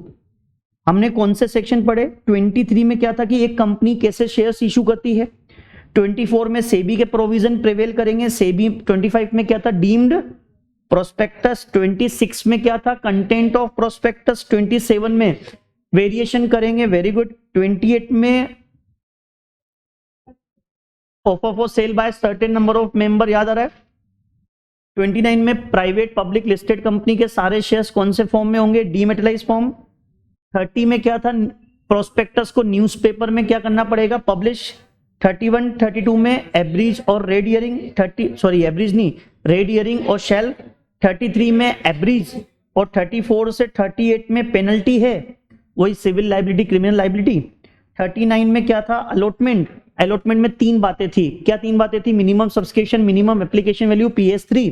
और 40 में क्या था? कंपनी के शेयर्स की डीलिंग कहां पे होगी? Stock exchange. और अंडरराइटिंग कमीशन 5% 2.5%। 41 में जीडीआर होल्डर, जीडीआर के लिए क्या पास करना पड़ेगा? एसआर। और जीडीआर होल्डर को कभी कंपनी का मेंबर। 42 में क्या था? Private placement. 43 हम लोगों ने डिस्कस किया कि कंपनी 2 तरह से क्या इशू कर सकती है? शेयर्स। फिर हमने सीधा 47 पढ़ा, क्योंकि बीच के सेक्शन काम के नहीं थे। क्या? 44 में तो लिखा हुआ है कंपनी के शेयर डिबेंचर मूवेबल प्रॉपर्टी होते हैं, इजीली ट्रांसफरेबल। 45 में हर शेयर्स, फिजिकल शेयर्स पे डिस्टिंक्टिव नंबर होते हैं, लेकिन फिजिकल शेयर्स हटने वाले हैं इसलिए और इंपॉर्टेंट नहीं है। 46 में लिखा हुआ है कि शेयर सर्टिफिकेट पे कॉमन सील होती है, और 2 डायरेक्टर की कॉमन सील नहीं है तो 2 डायरेक्टर से क्या करवा देंगे? साइन। 47 हम लोगों ने पढ़ा वोटिंग राइट्स। क्या पढ़ा हम लोगों ने? इक्विटी शेयर्स के पास तो हर डिस्कशन के ऊपर क्या होती है? वोटिंग राइट्स होती है, लेकिन प्रेफरेंस शेयर्स के पास हर डिस्कशन के ऊपर वोटिंग राइट्स, सिर्फ उनके राइट्स जब वेरिएट होते हैं तभी उनके पास क्या आती है? बोलो आया समझ? तो 47 तक हम लोग डिस्कस कर चुके। अगला सेक्शन कौन सा है मेरे बच्चे? 54। कौन सा सेक्शन है? 54। सर बाकी के सेक्शन कहां गए? नॉर्मल है वो भी सेक्शन। कौन कौन से? 48 में वेरिएशन ऑफ मेंबर्स राइट। अगर मेंबर के राइट्स में वेरिएशन करना है तो क्या पास करना पड़ेगा? एसआर। क्या पास करना पड़ेगा? SR normal. 49 किसका था? Calls on shares. कंपनी जब फर्स्ट कॉल सेकंड कॉल की डिमांड करती है तो यूनिफॉर्म बेसिस पे करती है, यस और नो? जैसे सबसे 3-3 रुपए मांगेंगे, सबसे 2-2 रुपए मांगेंगे, क्या डिफरेंशिएट करके मांगते हैं? क्या अलग अलग मांगते हैं? क्या नहीं, यूनिफॉर्म बेसिस पे। 50 क्या कंपनी कॉल्स इन एडवांस को एक्सेप्ट कर सकती है मेरे बच्चे? जब एओए में प्रोविजन हो तब। इसके लिए एओए में प्रोविजन होना जरूरी है, लेकिन कॉल्स इन एडवांस के ऊपर तुम्हारे ऊपर extra voting power, dividend extra, ठीक है। 51 में क्या था मेरे बच्चे? जो डिविडेंड होता है, डिविडेंड की कैलकुलेशन हमेशा किसके ऊपर होती है? Paid up share capital, face value पे नहीं होती, किस पे होती है? 52 क्या कंपनी अपने शेयर्स को प्रीमियम पे इशू कर सकती है? हाँ, लेकिन प्रीमियम का यूज कितनी जगह कर सकते हैं? 5, वो नॉर्मल है, सबको याद है। 53 क्या कंपनी अपने शेयर्स को डिस्काउंट पे इशू कर सकती है? नहीं, एक कंपनी कभी भी अपने शेयर्स को डिस्काउंट पे इशू कर दिया तो क्या लगेगा मेरे बच्चे? फाइन लगेगा। अच्छा, लेकिन इसमें 3 एक्सेप्शन थे। एक company discount pay shares issue कर सकती है, कौन कौन से? स्वेट इक्विटी शेयर्स, क्रेडिटर्स को पे ऑफ करना है, क्रेडिटर को पे ऑफ करना है और उनको पे ऑफ के रूप में आप क्या दे रहे हो? Discount pay shares as per resolution plan. तीसरा, क्रेडिटर को पे ऑफ कर रहे हो, मतलब क्रेडिटर को पेमेंट करने में सक्षम नहीं हो तो उनके पेमेंट के बदले में शेयर्स दे रहे हो discount pay as per DRS scheme which is approve by the RBI, DRS debt restructure scheme. ये 3 क्या है? एक्सेप्शन, इनके बेसिस पे दे सकते हैं। समझ में आया? इनके अलावा किसी और तरीके से आपने डिस्काउंट पे इशू किए तो वो अलॉटमेंट क्या हो जाएगा? वॉइड। क्या हो जाएगा? अब अगला सेक्शन हम पढ़ रहे हैं 54। 54 किसका होता है? Sweat equity shares. किसका होता है मेरे बच्चे? Sweat equity shares. बेटा सुनना, ये सेक्शन याद कर लेना बेटा। सेक्शन याद करोगे ना तो इसके बाद जो अपन क्वेश्चन आंसर्स की प्रैक्टिस करेंगे तो बहुत इजी हो जाएगा, क्योंकि अगर आपको कीवर्ड्स याद हैं, सेक्शन नंबर याद हैं, उसके बाद क्वेश्चन आंसर्स इजीली हो जाते हैं। आया? तो ये घर पे 2-3 बार भी पढ़ोगे ना इजीली हो जाएगा। हालांकि बुक में तो बिल्कुल समुंदर बना हुआ है, उसको पढ़ने की तो कभी इच्छा ही नहीं होती है। तो ये अपन सुपर शॉर्ट रिवीजन में बैठे हुए हैं, डिटेल में तो बैठे नहीं हुए हैं। तो इसके अलावा भी अगर आपको डाउट आते हैं तो आप कभी भी मुझसे पूछ सकते हैं। समझ में आया? ठीक है, डिटेल लेक्चर तो है ही सही आपके पास वैसे। तो सेक्शन नंबर 54 किसका होता है मेरे बच्चे? Sweat equity shares. अब स्वेट मतलब पसीना, पसीने वाले शेयर्स। क्या ये पसीने में डुबो डुबो के देते हैं क्या सर? नहीं। तो सबसे पहली बात, ये स्वेट इक्विटी शेयर्स के रूप में सिर्फ इक्विटी शेयर्स ही हैं। अब स्वेट क्यों बोला? कंपनी में पसीना कौन बहाता है? एम्प्लॉई और डायरेक्टर। शेयर होल्डर नहीं, शेयर होल्डर तो कंपनी में आता ही नहीं है। शेयर होल्डर तो कंपनी में आता ही नहीं है। तो कंपनी में पसीना कौन बहाता है मेरे बच्चे? डायरेक्टर और एम्प्लॉय। तो यहां पे शेयर्स किसको दिए जाते हैं? डायरेक्टर और एम्प्लॉयज को। तो कंपनी अपने डायरेक्टर और एम्प्लॉय को क्या देती है? शेयर्स। क्यों दे रही है सर? अरे पसीना बहाया है ना, तो पसीना बहाने से कंपनी की गुडविल बढ़ेगी, इंटेलेक्चुअल प्रॉपर्टी बढ़ेगी, उसके बदले में।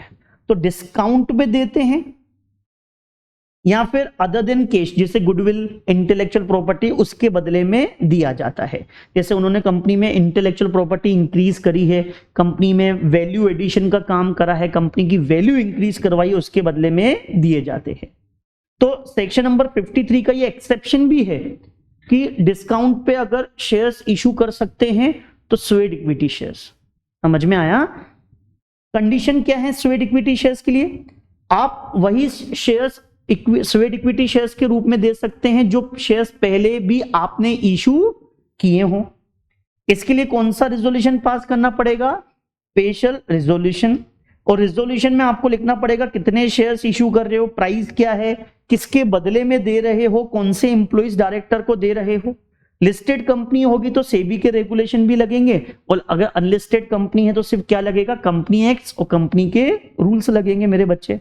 बोलो आया क्या? अरे आया। एक कंपनी अगर स्वेट इक्विटी शेयर्स इशू करना चाहती है, अगर एक कंपनी क्या इशू करना चाहती है? Sweat equity shares. तो स्वेट इक्विटी शेयर्स की लिमिट कितनी है? एक कंपनी कितने स्वेट इक्विटी शेयर्स इशू कर सकती है? 15% of paid up equity share capital और 5 करोड़ रुपए whichever is higher in a financial year. एक फाइनेंशियल ईयर में कितने रुपए के स्वेट इक्विटी शेयर्स इशू कर सकते हो? 5 करोड़ रुपए के। या फिर आपकी paid up equity, share capital नहीं, पेड अप सिर्फ कौन सी? इक्विटी का 15% ही इशू कर सकते हो। और ओवरऑल पहले भी आपने इशू किए हैं, अभी भी इशू कर रहे हो, सब मिला के कभी भी 25% से ज्यादा आप इशू नहीं कर सकते। और ये 25% की लिमिट स्टार्टअप के लिए कितनी है? 50।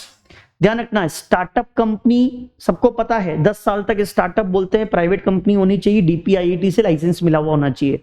तो स्टार्टअप कंपनी के ऊपर ये 25 की जगह कितना है? 50। कितने साल तक? 10 साल तक। सर स्टार्टअप कंपनी के ऊपर लिमिट समझ में नहीं आई। सुनना, स्टार्टअप कंपनी की लिमिट क्या है? 15%, 5 करोड़ विच इज हायर एक फाइनेंशियल ईयर। लेकिन वो ओवरऑल 50% से ज्यादा, बस मैं 25 की जगह 50 बोल रहा हूं, 15 और 5 करोड़ तो सेम है स्टार्टअप के ऊपर भी। ठीक है। लॉक इन पीरियड, अगर आपने जिस एम्प्लॉय डायरेक्टर को ये शेयर्स दिए हैं उसके ऊपर कितना लॉक इन पीरियड होता है मेरे बच्चे? 3 साल। यानी कि 3 साल तक वो किसी को यानी कि 3 साल तक वो अपने शेयर किसी को बेच नहीं सकता। कौन नहीं बेच सकता मेरे बच्चे? कौन नहीं बेच सकता? एम्प्लॉय या डायरेक्टर 3 साल तक उनको रखना ही पड़ेगा। और बोर्ड रिपोर्ट में कंपनी को क्या करना पड़ता है, डिस्क्लोज की कितने डीवीआर इशू करे हैं, और इस स्वेट इक्विटी शेयर्स की वैल्यूएशन करवानी पड़ेगी। जैसे किसी एम्प्लॉय ने वैल्यू एडिशन का काम किया, गुडविल बढ़ाई, तो कितने रुपए की बढ़ाई, फिर कंपनी बोलती है कि तूने 1000 रुपए की गुडविल बढ़ाई, ले 1000 रुपए के शेयर, हमारा शेयर ही 1000 रुपए का है, तो कंपनी का शेयर क्या 1000 रुपए का है। तो 2 वैल्यूएशन होती है, एक तो एम्प्लॉय ने कितने की गुडविल बढ़ाई, और दूसरी वैल्यूएशन कंपनी जो शेयर दे रही है उसकी कीमत, एक शेयर की कीमत कितनी है। तो इसकी वैल्यूएशन किससे करवाते हैं, रजिस्टर्ड वैल्यूअर से। किससे करवाते हैं, रजिस्टर्ड वैल्यूअर से। वो वैल्यूएशन रिपोर्ट बनाता है, और रिपोर्ट जब एम्प्लॉय को हम स्वेट इक्विटी शेयर्स देते हैं तब उसके साथ क्या कर देते हैं, अटैच। क्या कर दिया जाता है मेरे बच्चे। अगला सेक्शन जो काम का है कौन सा है, 57 सेक्शन किसका होता है, पर्सोनेशन। पर्सोनेशन मतलब बहरूपिया। एक पर्सन जो कंपनी का शेयर होल्डर नहीं है लेकिन ऐसा प्रिटेंड कर रहा है कि वो कंपनी का क्या है, शेयर होल्डर। तो ध्यान रखना, जैसे मुकेश जी बोलते हैं कि मैंने इस कंपनी के शेयर्स ले लिए हैं, मैं उस कंपनी का शेयर होल्डर हूं, जिसको देख के आपने भी उस कंपनी के शेयर्स ले लिए, और बाद में बोलते हैं मैं तो मजाक कर रहा था, मैं तो उस कंपनी का शेयर होल्डर ही नहीं हूं, तो बेटा अपने मजाक हो जाती है फिर। तो ध्यान रखना, कोई अगर बहरूपिया है, बहरूपिया मतलब जो बोल रहा है कि मैं शेयर होल्डर हूं लेकिन असलियत में वो शेयर होल्डर, तो ऐसे बहरूपिया के ऊपर क्या लगेगी, पेनल्टी, फाइन। बोलो आया समझ में, क्लियर है, ठीक है। अब इसमें एक सेक्शन नंबर 56 मिसिंग है। अब 56 सेक्शन क्या है, ध्यान से सुनना। सेक्शन नंबर 56 क्या बोलता है, क्या कंपनी अपने शेयर्स को ट्रांसफर कर सकते हैं, मतलब एक पर्सन जैसे मिस्टर ए के पास किसी कंपनी के फिजिकल शेयर्स हैं, इलेक्ट्रॉनिक की बात नहीं कर रहा, एक पर्सन के पास कंपनी के फिजिकल शेयर्स हैं, मिस्टर ए के पास। मिस्टर ए अपने शेयर्स किसको बेचना चाहता है, मिस्टर बी को, तो मिस्टर ए को बोलेंगे ट्रांसफरर और इसको क्या बोलेंगे, ट्रांसफरी। अगर एक पर्सन अपने शेयर्स किसी दूसरे पर्सन को बेचना चाहता है तो कैसे बेचता है, एक फॉर्म फिल करना पड़ेगा, कौन सा फॉर्म, SH4। कौन सा फॉर्म फिल करना पड़ेगा, SH4 फिल करना पड़ेगा मेरे बच्चे, और along with share certificate, physical share certificate किसको देने का पड़ेगा, मिस्टर बी। और मिस्टर बी फिर मिस्टर ए को क्या कर देगा, पेमेंट क्या कर देगा। तो मिस्टर ए अगर मिस्टर बी को अपने शेयर्स बेचना चाहता है तो कैसे बेचेगा मेरे बच्चे, SH4 along with share certificate किसको देगा मेरे बच्चे, मिस्टर बी, और मिस्टर बी पेमेंट कर देगा। SH4 क्या है, SH4 का नाम है सिक्योरिटीज ट्रांसफर डीड। जब भी हम सिक्योरिटीज को बेचते हैं तो ये वाला फॉर्म भरना, एग्रीमेंट, क्योंकि मूवेबल असेट्स है, किसी को बेचोगे तो सामने वाला अपने नाम पे करवाएगा, ठीक है। फिर मिस्टर बी इस SH4 में अपना नाम लिखेगा, एड्रेस लिखेगा, साइन करेगा और स्टैम्प ड्यूटी का पेमेंट करेगा। स्टैम्प ड्यूटी कौन सी पे करते हैं, अडेसिव वाली, जिसके फेस पे क्या करनी पड़ती है, क्रॉस। और फिर मिस्टर बी ये SH4 और शेयर सर्टिफिकेट किसको दे देता है, कंपनी को। कितने दिन में दे देता है, 60 डेज, जब से दोनों पार्टीज की साइन हो गई, यानी कि एग्जीक्यूशन से। अब क्या होगा, कंपनी के पास मिल गया, अब कंपनी क्या होगा, सुनना मेरे बच्चे, कंपनी हां बोलेगी या फिर क्या बोलेगी, यानी कि कंपनी मिस्टर बी ट्रांसफरी को हां बोलेगी या फिर क्या बोलेगी मेरे बच्चे, ना, कि हमने तुम्हारे नाम पे ये शेयर्स, नया शेयर सर्टिफिकेट है, या फिर उसको मना कर दे कि हम तुम्हारे नाम का नया शेयर सर्टिफिकेट इशू नहीं करेंगे। तो ध्यान रखना, कंपनी हां बोलेगी या फिर क्या बोलेगी, ना। अगर कंपनी हां बोलती है तो सामने वाले को क्या मिल जाएगा, न्यू शेयर सर्टिफिकेट। प्रैक्टिकली नया शेयर सर्टिफिकेट नहीं मिलता है, वो जो पुराना होता है उसके पीछे ही उसका नाम लिख के देते हैं, क्योंकि नेगोशिएबल इंस्ट्रूमेंट है एक तरह से।